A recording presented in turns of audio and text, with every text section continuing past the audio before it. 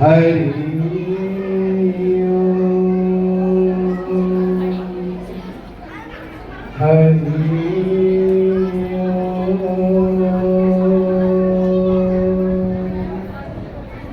एक बार सभी लोग दोनों हाथ ऊपर करके बोलेंगे, बोलिए सच्चे दरबार की वैष्णो वाली मैया की, अष्टभुजी मैया की, त्रिपुरी सुंदरा मैया की,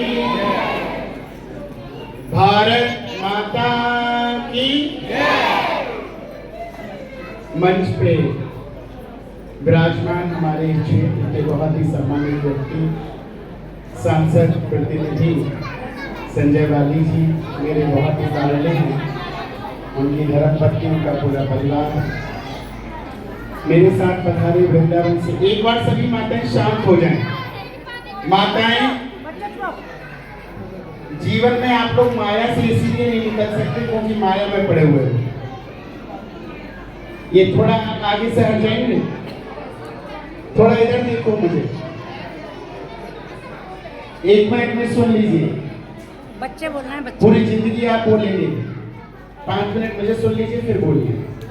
माताओं का काम है बोलना और जितने यहाँ पुरुष बैठे उनका काम है सुनना, इसलिए 5 मिनट मुझे सुनिए, ठीक है? फिर खूब बोलिए।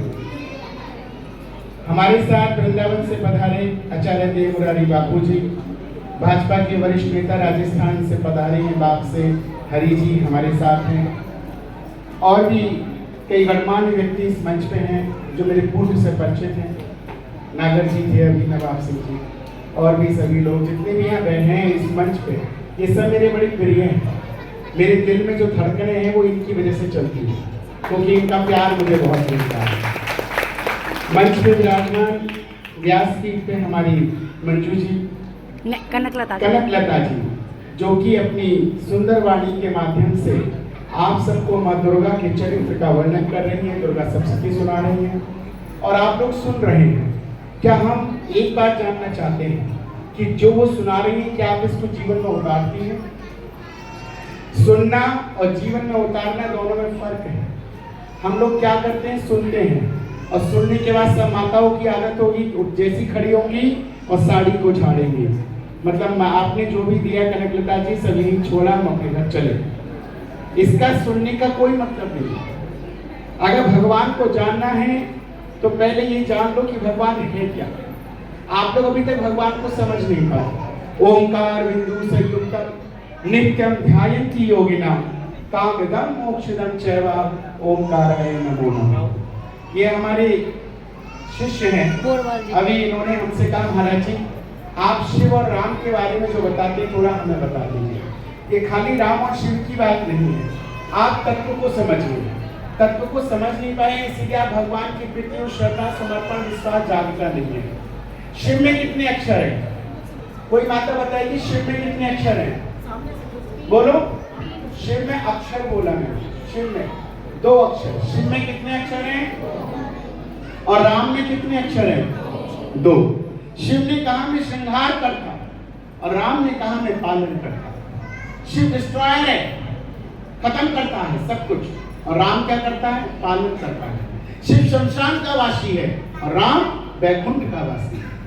तो राम ने कहा मैं पालन करता हूँ। ये जितने बच्चे हैं, ये माताएं बहनें जितनी बैठी हैं, ये सब जितना भी इसमें जो सृष्टि में बना वो सब मेरे द्वारा बनाया गया। प्रभु श्री राम कह रहे हैं सब मेरे द्वारा बना है, और जितने अक्षर से मेरा नाम है उतने ही अक्षर से मैंने इन बच्चों को बनाया है, जितने मेरे बच्चे हैं। ये सब जितने मंच पे खड़े हैं, सामने बैठे हैं सब। अब आप कहोगे हमें कैसे बनाया है, और वो भी राम के ही अक्षर से कैसे बनाया है? राम में 2 अक्षर, तो राम ने कहा मेरे नाम के ही अक्षर की पूरी आकृति बनाऊंगा। तो सिर से लेके पैर तक मेरे प्रभु ने 2 अक्षर में ही पूरा शरीर बना दिया। अब आप गिन लो, बाल अक्षर कितने हैं? सिर, माथा, भौं, आंख, नाक, कान, गाल, होठ, दांत, जीभ, मुंह, गला, कंधा, छाती, पेट, पीठ, हाथ, जंगा, पैर, सब कितने? बोलो जय कहा भोलेनाथ ने, तुमने बहुत बढ़िया मुझे बताया। अब ये तो बताओ जब मेरे पास आएगा तो स्थिति क्या होगी? वो भी 2 अक्षर की। क्या? शव। शव की स्थिति में जाता है, और शव जब जाता है तो किस में मिलता है? 2 ही अक्षर में, राम नाम सत्य है, सत्यम परम धीमहि। यही सत्य है। अगर हम परमात्मा को समझ लें या कनकलता जी के माध्यम से माँ भगवती को समझ लें तो जीवन में हम लोग माया में नहीं भटके। हम लोग माया में इतने भटके हुए हैं कि हम सब जितनी देर यहाँ बैठे थे सुन रहे, यही बड़ी बात है। मैं तो कनकलता जी को धन्यवाद कहता हूँ कि इतनी माताओं को संगठित करके आप इनके अंदर माँ देवी के प्रति जो श्रद्धा भक्ति जगा रही हैं, आप धन्यवाद के साथ हैं। आप इतनी नन्ही बालिकाओं को जिस प्रकार से संस्कृत बोलने का जो अपने अभ्यास कराया है, ये वो बालिकाएं हैं जो कभी घर में रहने वाली बालिकाएं नहीं है। ये ऐसे नहीं कि बहुत अच्छे परिवार की बालिकाएं हैं। इनको आपने कितनी मेहनत से सिखाया, अपना ज्ञान दिया। और ये संस्कृत बोलना बड़ा कठिन होता है। आप लोग समझ, जिसने संस्कृत सीख ली उसने दुनिया की सारी भाषा सीख ली। संस्कृत जिसने सीखी, क्योंकि संस्कृत ही देववाणी है। देववाणी क्या है? संस्कृत। अगर भगवान की हम बात करें तो भगवान किसके अधीन है? भगवान अधीन है ब्राह्मणों के। और ब्राह्मण किसके अधीन है? मंत्रों के। भगवान अधीन है ब्राह्मण के, ये याद रख लो। और ब्राह्मण के द्वारा जो मंत्र है वो मंत्र किसके अधीन है? ब्राह्मणों के। जब तक ब्राह्मण मंत्र नहीं बोलेगा देवता प्रकट ही नहीं होगा। इसलिए जीवन में समझ लो, विप्र सदैव पूजते, ब्राह्मण हमेशा पूजनीय योग्य होता है। और किसी सभा में, किसी कार्यक्रम में, किसी भी अच्छी जो भी आप धर्म के प्रति कार्य करते हैं, अगर ब्राह्मण संत उस जगह आता है तो समझो वो कार्यक्रम सफल हो गया। ये ब्राह्मण की बात है। व्यास रूप है, विष्णु की पीठ है, ये ब्राह्मण की पीठ है। ब्राह्मण, इसलिए ब्राह्मण को समझो। जिस घर के अंदर ब्राह्मण, आप एकादशी, अमावस्या, पूर्णमासी की तरह अगर ब्राह्मण के लिए थाली निकालेंगे तो जीवन में कभी भी आपके घर में दरिद्रता नहीं आएगी। ब्राह्मण की पूजा करिए।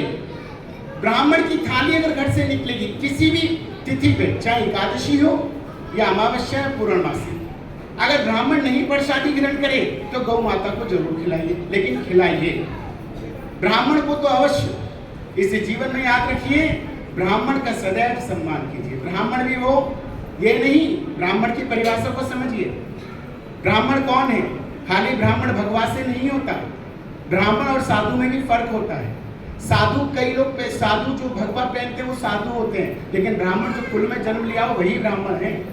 ऐसा नहीं है कि आपने कोई और व्यक्ति हुआ और उसने अपने भगवा पहन लिया और आपने उसको ब्राह्मण से लिया, नहीं, ऐसा नहीं है। ब्राह्मण ब्राह्मण ही होता है। और साफ बाकायदा दुर्गा सप्तशती में भी वर्णन है, महाभागवता में भी वर्णन है ब्राह्मण के बारे में। इसी ब्राह्मण को समझो, ब्राह्मण की पूजा करो। और दूसरी बात, अभी बहन जी ने बड़ी अच्छी बात कही, देवी की और उनकी पत्नी कैसी चाहिए? मनोरम, जो मन की स्थिति को समझे। देखिए, भगवान महादेव के मन की स्थिति को माता पार्वती ने नहीं समझा। कितनी बार कहा, मत जाओ मत जाओ मत जाओ, तुम्हारा सर्वनाश हो जाएगा, तुम खत्म हो जाओगी।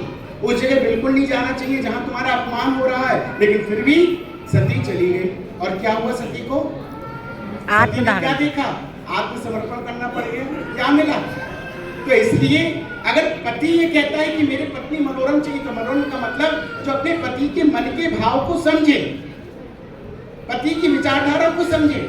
और ये बताना चाहता हूँ माताओं, जीवन में याद रखना, संत हो या ब्राह्मण हो या कोई भी हो, पति से बड़ा कोई परमात्मा नहीं है। आप दुनिया में पैर छूती हो, लेकिन आज इस मन से मैं कहता हूँ, जो स्त्री अपने पति का चरण छुएगी, जो स्त्री पति के मनोवृत्ति को जान के पति की विचारधारा पे चलेगी, वो जीवन में कभी असफल नहीं हो सकती। वो हमेशा, इसलिए पत्नी को पति का और पति को पत्नी का जीवन भर सम्मान एक दूसरे का करना चाहिए। और दूसरी बात बता दूं, आपके लिए देश और राष्ट्र की हम बात करते हैं। व्हाट इज द देश? What is the meaning of the देश? देश एक कंट्री। हमारे बाली जी जानते हैं इस देश को चलाने वाला व्यक्ति कौन है? आदरणीय नरेंद्र मोदी जी। क्या चला रहे हैं? देश चला रहे हैं।